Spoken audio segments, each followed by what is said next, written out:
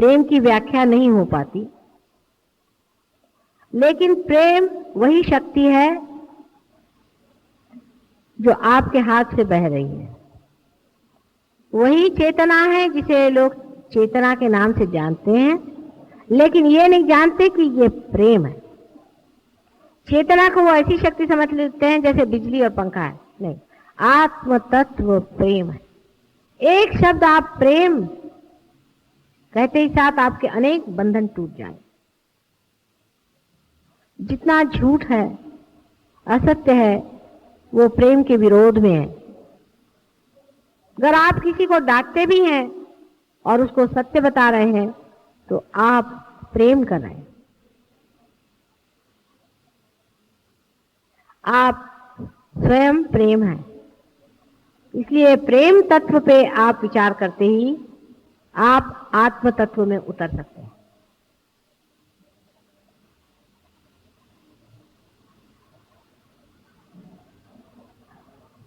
ध्यान में कोई सा भी एक विशेष विचार नहीं लेने का, लेकिन अब आप कह सकते हो हैं कि मैं वही प्रेम तत्व हूं, मैं वही आत्म तत्व हूं, मैं वही प्रभु की शक्ति हूं।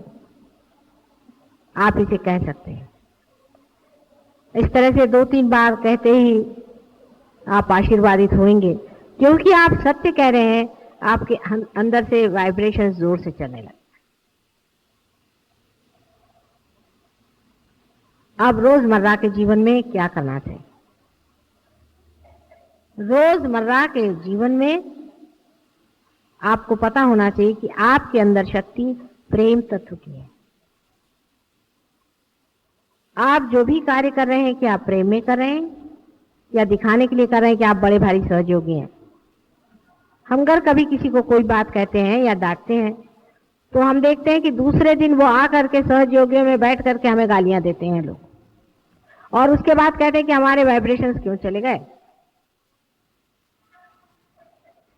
तो इस तरह की अगर आप मूर्खता करते हो तो बेहतर है कि आप लोग सहयोग में नहीं आए। सहयोग में वही आदमी आ सकता है और चल सकता है जो कुछ लेना चाहता है। उसको देने का कोई भी अधिकार नहीं है, उसको लेना ही है हमसे।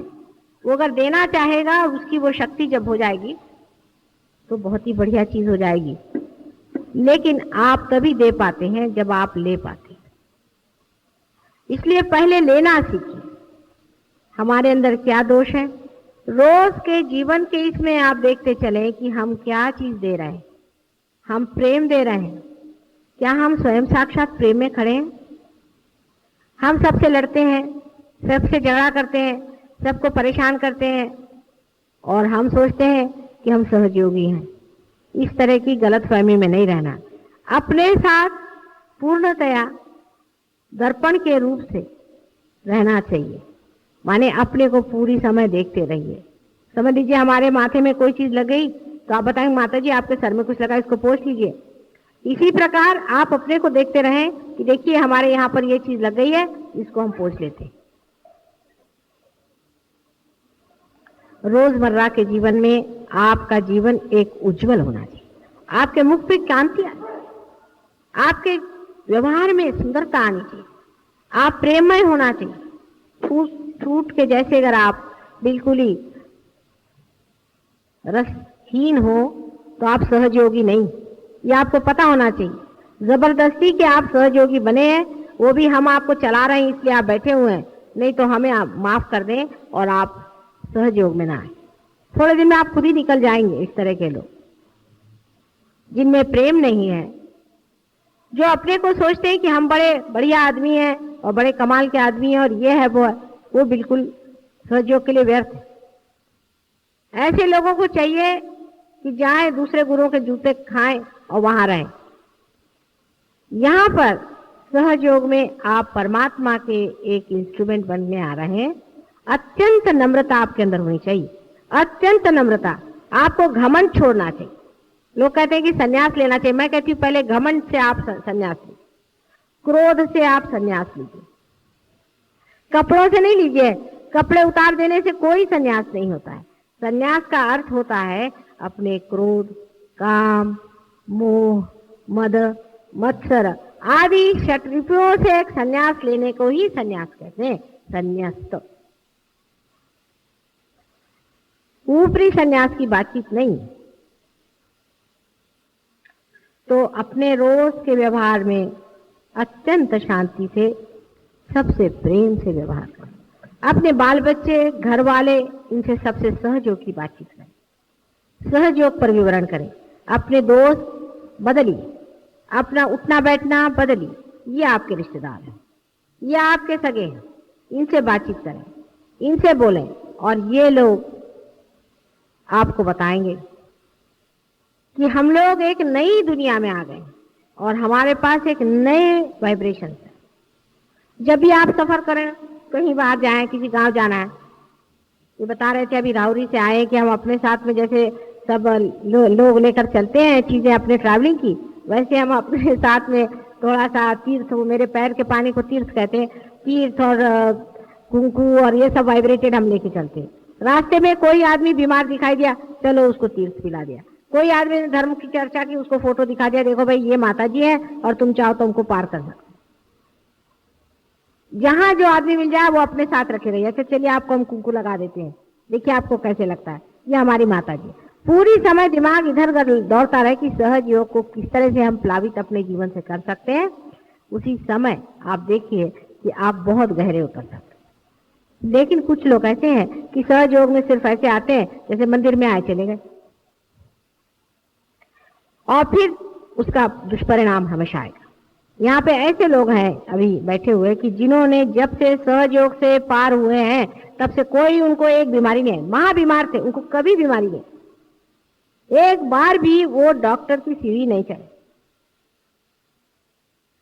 कभी उनको कोई तकलीफ नहीं हुई, उन्होंने एक दवा नहीं ली जब से वो सहयोग में आए। बुढ़े भी हैं उनमें से कुछ जो हमेशा डॉक्टर के पास जाते थे और अस्पतालों में घुमा करते थे, वो सब कभी भी नहीं गए। ऐसे यहाँ बहुत से अनेक उदाहरण। इतना ही नहीं पर उन्होंने दूसरों को भला किया। इसका कारण यह है कि जो कुछ भी स्वास्थ्य के लिए, एक सहयोग के लिए आवश्यक है वो करते रहे, और इस वजह से वो ठीक। आपस में मिलते रहो, आपस में सब, तुम डॉक्टर्स हो सब पेशेंट्स, और डॉक्टर लोग आपस में फीस नहीं लेते, उस प्रकार तुम भी आपस में फीस नहीं लेते। आपस में ट्रीटमेंट करो, आपस में पूछ लो, और उसमें बुरा मानने कोई बात नहीं। किसी ने कहा कि आपका सहस्त्रार्थ पकड़ा है तो बड़ी शर्म की बात है, सहस्त्रार्थ पकड़ा तो बड़ी शर्म की बात हो गई, तो हमारे विरोध में बैठ जाएगी बात।